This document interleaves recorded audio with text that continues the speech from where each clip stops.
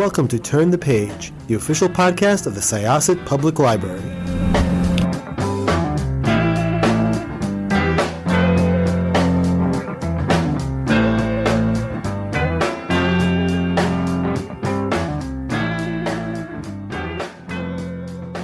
Good afternoon and welcome to another episode of Turn the Page, the official podcast of Syosset Public Library.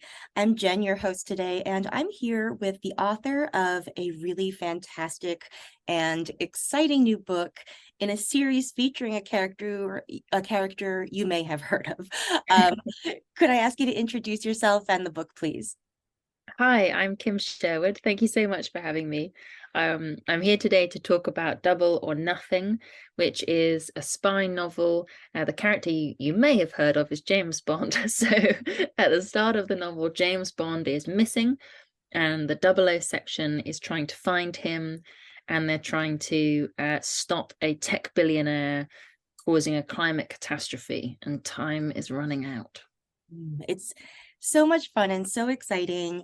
And before we get into the book itself, I just wanted to ask you a little bit about how, your writing career and how it brought you to your point. Were you always interested in Bond? Was this, your introduction to the character, or were you long familiar with him?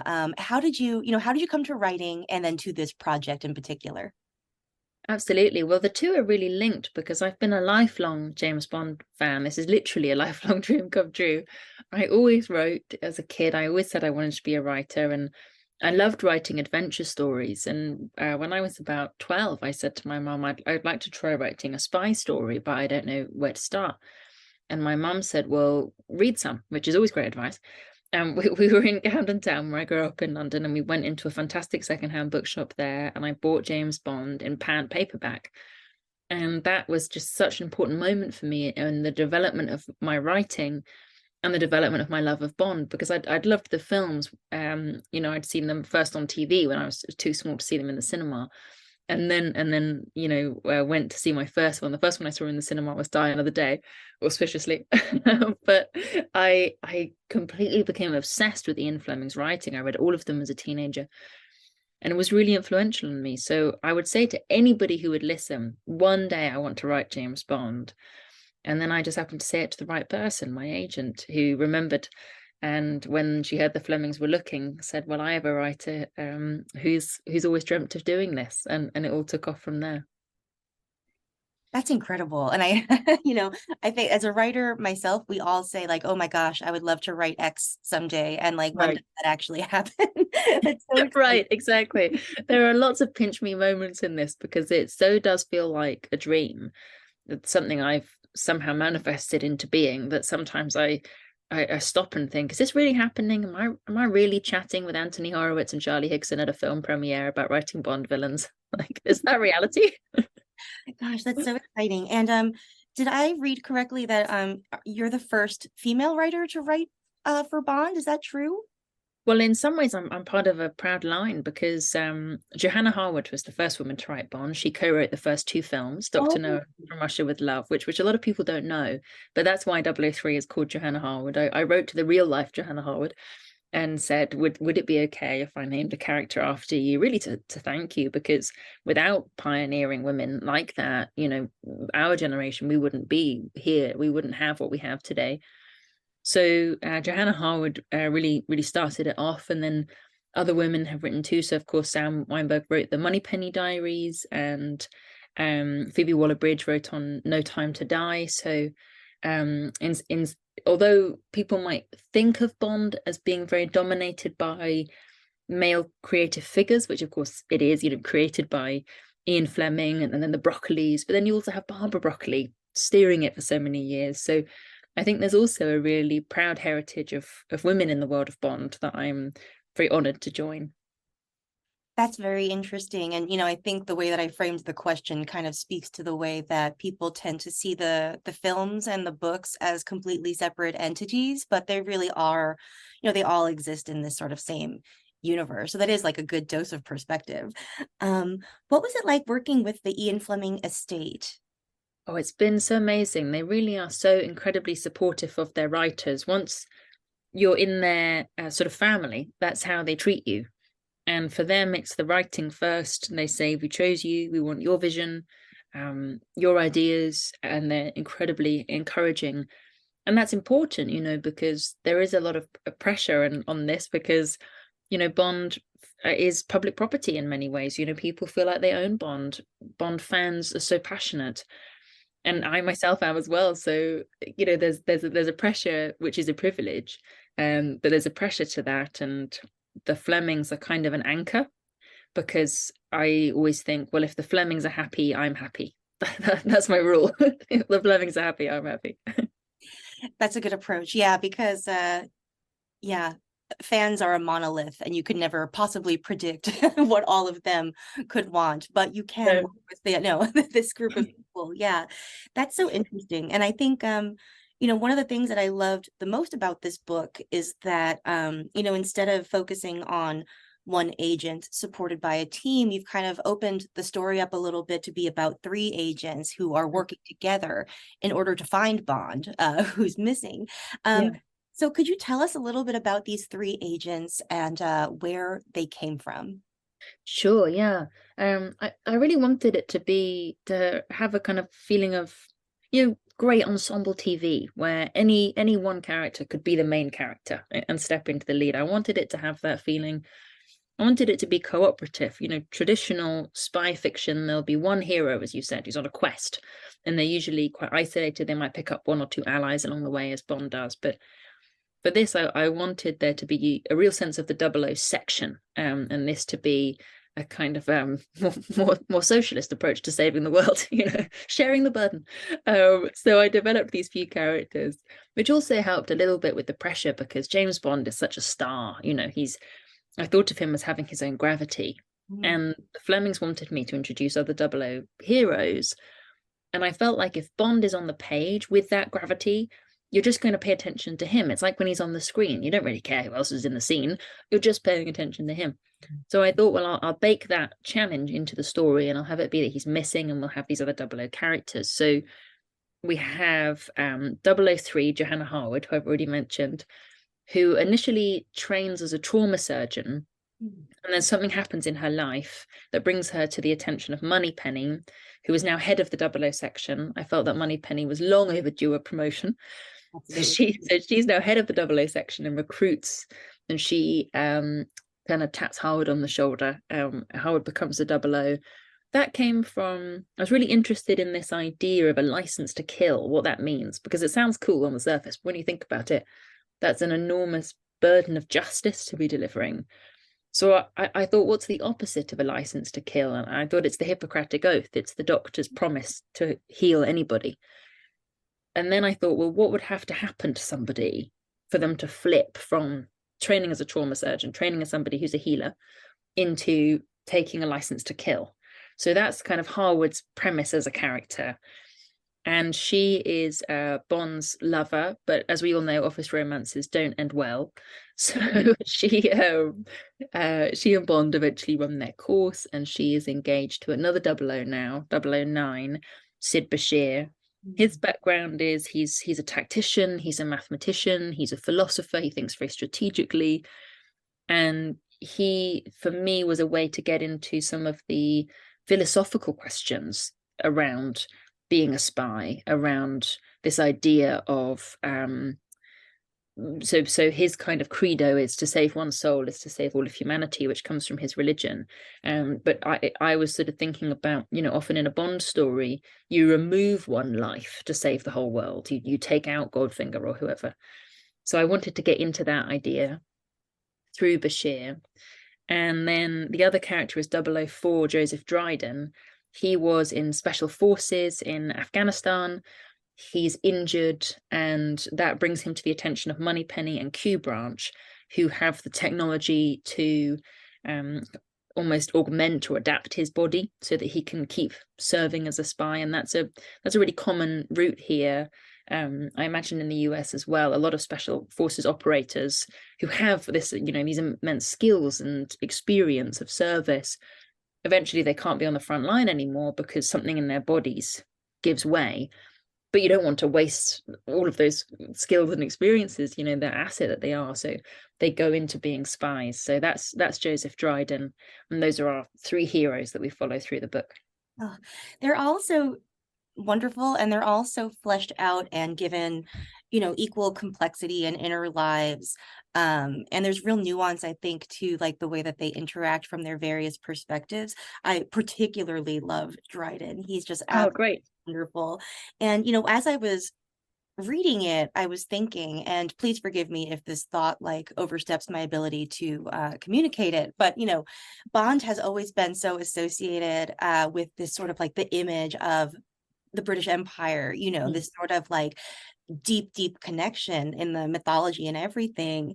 And these characters, I feel like, you know, function similarly, but they portray such a modern, updated, and really inclusive and realistic view of the UK now. Was that something that was on your mind as well, or? Absolutely. I thought a lot about that, because you're absolutely right to say that Bond is a symbol of Britain and the time that he came out of, a symbol in some ways of British imperialism. So to take that on and think about ways to modernize it and bring it into the 21st century, what does Britain mean today? What does it mean to be British? I've grown up in a multicultural society where that answer is very multifaceted, and I wanted to celebrate that. So all of the characters in some ways could be considered outsiders or marginalized figures, but I wanted to bring them away from the margin and into the center and make them the hero. I thought back to when I was a little kid and I would play James Bond games, you know, imaginary games. I would always pretend I was James Bond. I wouldn't pretend I was a Bond girl just because I was a girl, you know. It didn't mean I had to be the Bond girl. Nothing wrong with Bond girls, of course, many of them awesome characters, but they get rescued, and I didn't really want to be rescued. I wanted to be the hero. But that meant I had to imagine myself into a character who is a straight white man who went to Eton, which is very different from me. So I thought maybe this is an opportunity to widen that out and let more people see themselves as the hero. And I that felt important to me. You know, it felt like an important opportunity to take.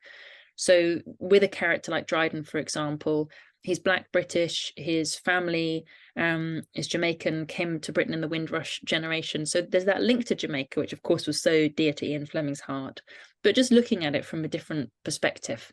And similarly with his relationship with Lucky Luke, who was in the army with him, where they had a relationship that, and now they, through sort of the villain, they come back together. It was just an opportunity to try and be more inclusive with the story and really open the door to everybody. Yeah, it does it so beautifully. And I think it is weighed very, it balances very nicely with what you mentioned before, which is you know, Bond's gravity, which I think was a really good way of putting it, because even for the, you know, even when he's not present on the page, he does loom over everything, which I think speaks to like, you know, how he functions in our society too. Like he has this really incredible legacy that really, I think, informs how we view, you know, yeah, the UK and politics and espionage and all these things, you know. Absolutely. Yeah, absolutely. And I really wanted, you know, I love James Bond for James Bond. I didn't want to change that character. And that was another great opportunity of being able to bring in these other 00 characters. So I could have Johanna Harwood, I could have a woman there in the center stage. But Bond could also just still be Bond. And he's there, as you say, he's there through flashback, through memories. I really wanted his presence to be felt, because he is such a resonant symbol. You know, thinking back here to when we hosted the Olympics in 2012, there was a really theatrical big opening ceremony curated by Danny Boyle.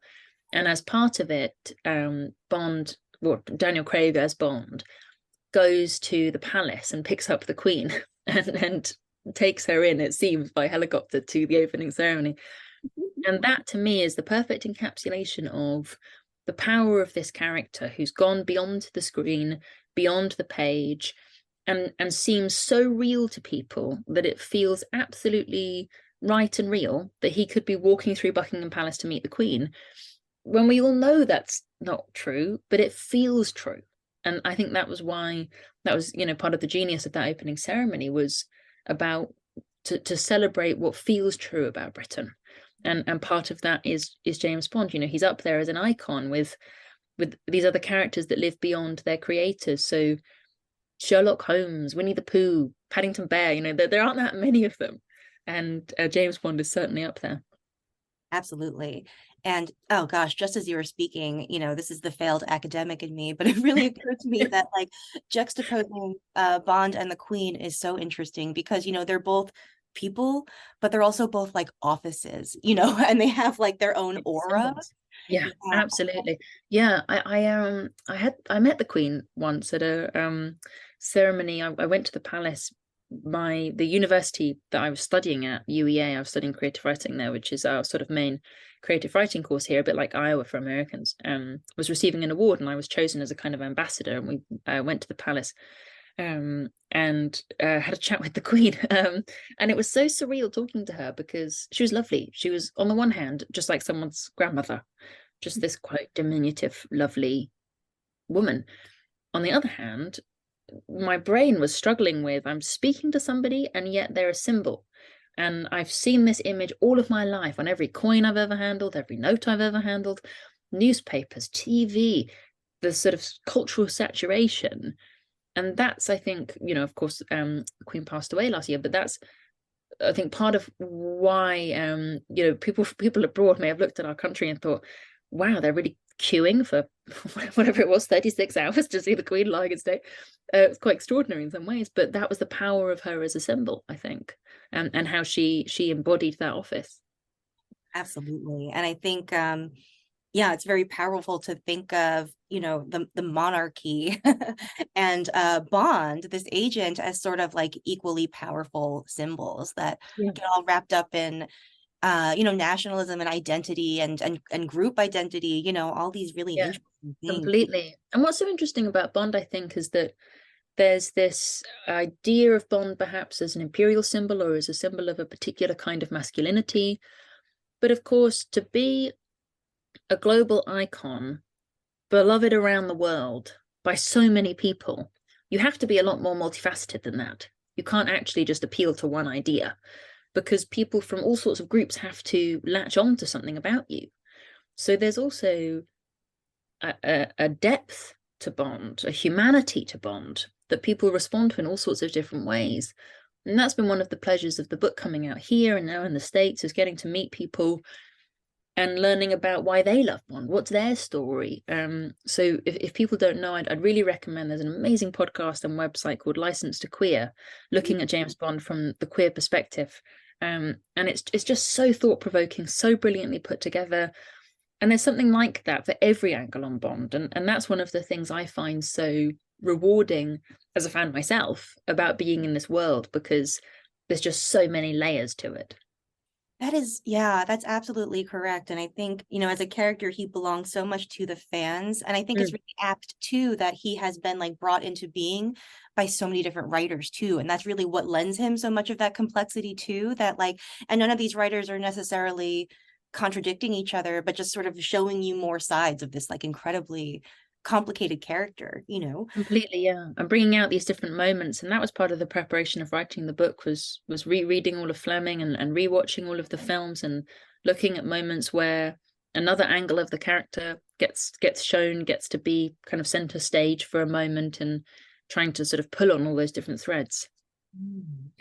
Could we talk a little bit about the villain? Because first off, he has a fantastic name. It's a classic Bond villain name, Sir Bertram Paradise.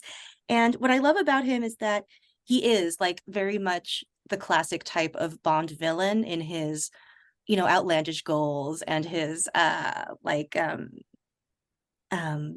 presentation, his dramatic presentation. But you know, he also is very of this moment, I feel like. And how do you achieve that? Like, how do you balance like tropes and tradition with trying to bring something into a more contemporary setting? Yeah, it's a real challenge. I think that the villain is one of the most challenging parts of writing a Bond story, because there've been so many iconic villains. The name, where I was living at the time, there was a funeral home called Paradise and Sons. And one day when I was starting to write it, my husband and I were going for a walk, and we both went by the door and looked at each other and said at the same time, that'd be a good name for a villain. So that was where Paradise came from. And it is a real challenge. My sort of approach was to look around and think, what are the threats facing us today? So I looked at what Fleming did, and he wrote about the practical and existential threats of his time, whether it was the threat of another ideology through communism, or whether it was fear of the bomb. And I thought, what's our sort of threat that we are facing, both existentially and practically? And that's why I wanted to start off the 00 series with the climate crisis, because I feel like it is the most kind of urgent global problem that we're facing. So then the next question is, well, how do you embody that in a person? And I wanted to get into this idea of the super rich, the 1%, the tech billionaires who profit from crisis and who don't seem to have a sense of their own survival being at risk, seem to kind of live outside of the general course of humanity. And I don't know if it's because they feel they'll blast off to the moon and live there, or because they have a bunker somewhere or a luxury yacht, but there seems to be this kind of interesting moment that we're in history right now, where a very small number of people are causing catastrophe for a very, very large number of people, and they're doing it simply for greed, which is a really complex thing for a writer, because it's quite a shallow motivation. More money, it's in some ways it's quite shallow, and our villains are quite cartoonish. Our real villains are quite cartoonish and flat characters in some ways. So the challenge was then to invest that with some humanity, because you've got to be able to see things from your villain's perspective. A villain doesn't sit around twirling their moustache thinking, ha ha ha, here's my evil plan. They feel justified in their actions. So for Paradise's character, I thought, what is it in his mind that he sees people as not real, and he sees the world almost kind of as his plaything, and his sort of plan, as the reader discovers, is to kind of use this crisis, this climate crisis, for his own profit and to kind of drive it in some ways. So that was the challenge, to embody it in somebody who felt real, because there are these people, they are real, but they are quite cartoonish and sort of strange, surreal figures at the same time. So I wanted to capture some of that strangeness. Yeah, I think that's an incredibly apt point, and absurdly apt even, that our real villains have such shallow motivations that are like maybe not like narratively satisfying. Right, because it absolutely, because it's not even ideological. It's not even that they feel that their way of life or their ideas is superior in some way. I think it's purely about gain. There's this acronym for the motivations for why people become spies, which is MICE: money, ideology, compromise, and ego. And I found this really interesting writing, thinking about, well, which bit do my characters fit?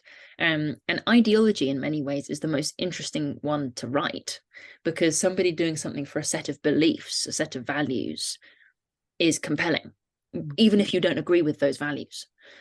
Somebody doing something for money is kind of shallow, but you've got to dig into that and think, well, why do they think they have a right to that money? Because in some that goes to it, that speaks to an ideology. It speaks to an ideology of, I'm worth more than other people. And that's kind of a chilling belief to hold. So that was fun to get into with that character. Yeah, he's incredibly entertaining and very chilling, which I think all good Bond villains are. I think what the charm of most Bond villains is that they are sometimes in presentation incredibly silly and will even make you laugh, but then they just do something psychotic and you're like, oh gosh, like what was I just laughing at? Absolutely. And there's a real sense of the grotesque and the theatrical, which is great fun, because I do have a melodramatic streak to my writing where I love a monologue. I love just having a character say, now I'll tell you my plan, and I'll sit here with my cape billowing, I love to have those moments. That is so funny. Yeah, because so many people say like, oh gosh, that's never realistic. Like nobody would ever say their whole plan. But then Yeah. I've always gone like, I absolutely would. If I put Be that much, proud of your plan. yeah, it took a lot of time to put this together. Right? A lot of moving parts. I'm going to walk you through it. So Absolutely. Yeah. Yeah. Here's my workings, my sketchings, yeah. everything.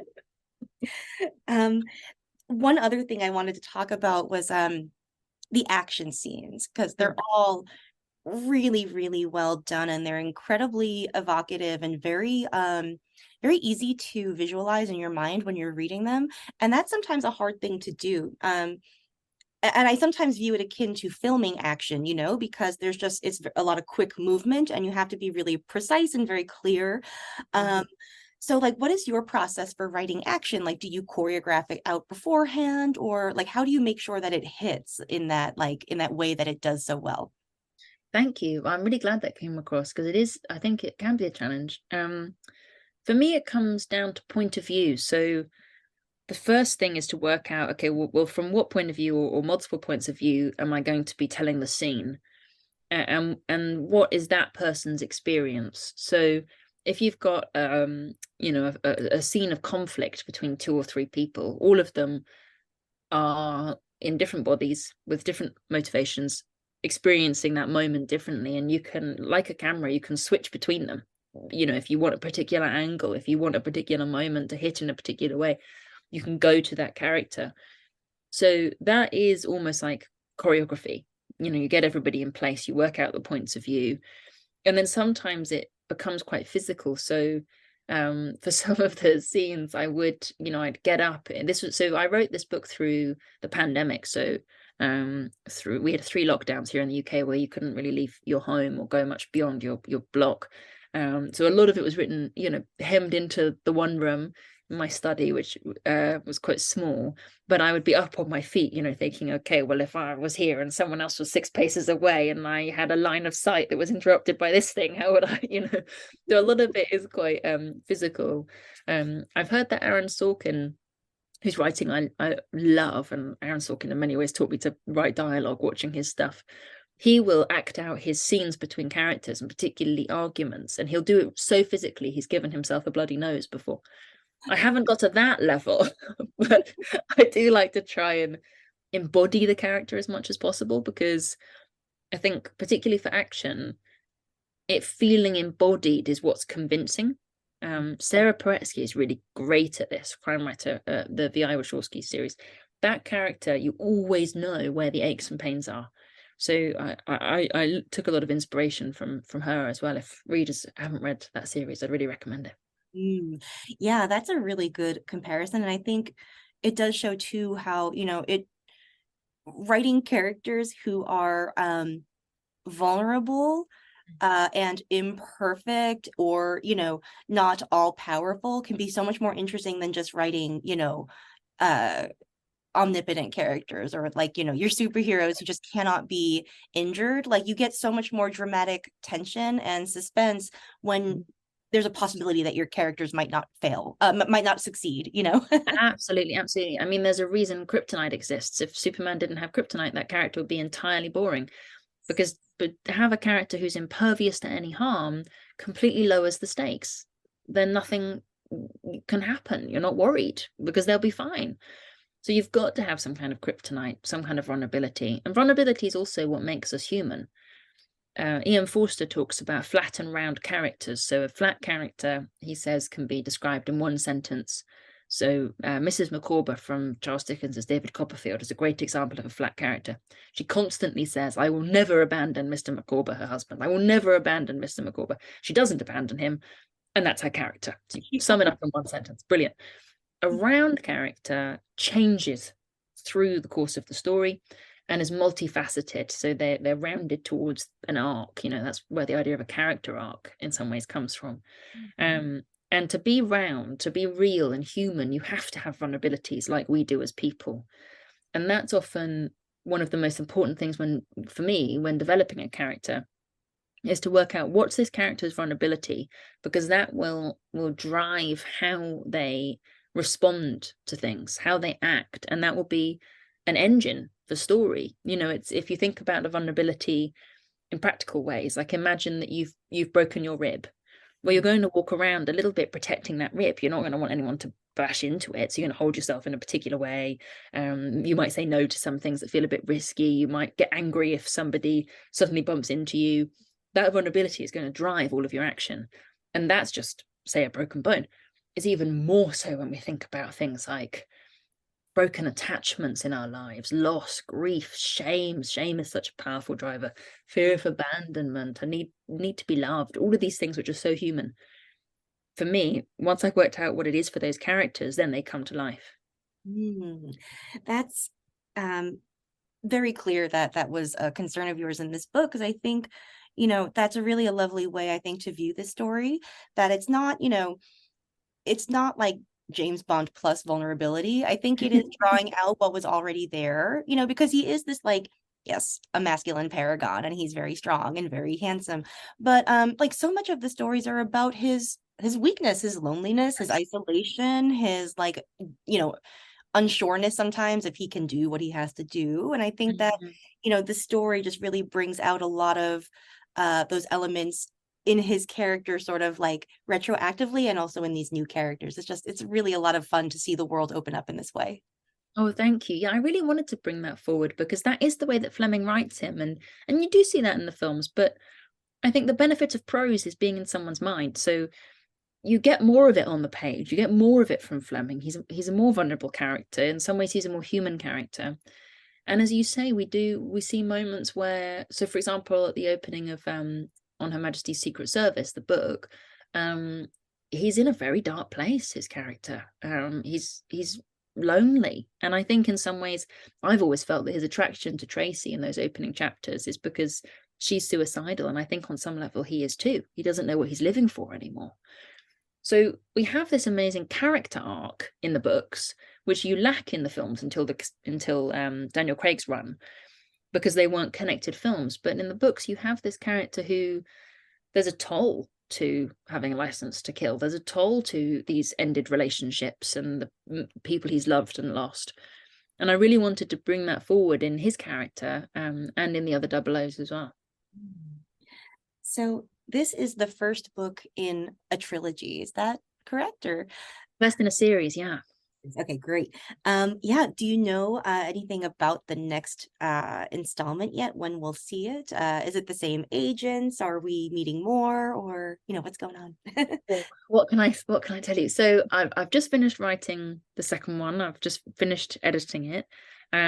You will see some of your favorite characters again, as well as some other figures.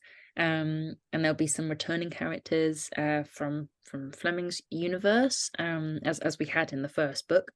I'm trying to think, what else can I safely say?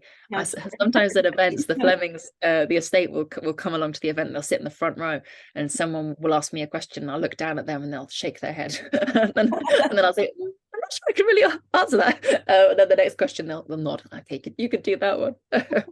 So I feel like a sort of scaled down version of a Marvel film, closely guarding my secrets. Yeah, well, you know what? That was a really interesting glimpse. And, I think I can't wait to read it. And I hope that you would consider coming back to the show to talk about these characters again, because, yeah, like it was so fun to see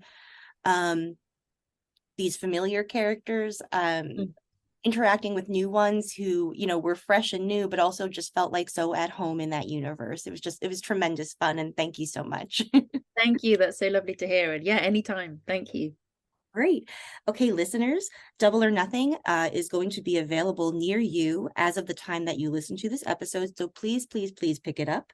Thank you for listening. This has been Turn the Page, and it is now time to close this chapter.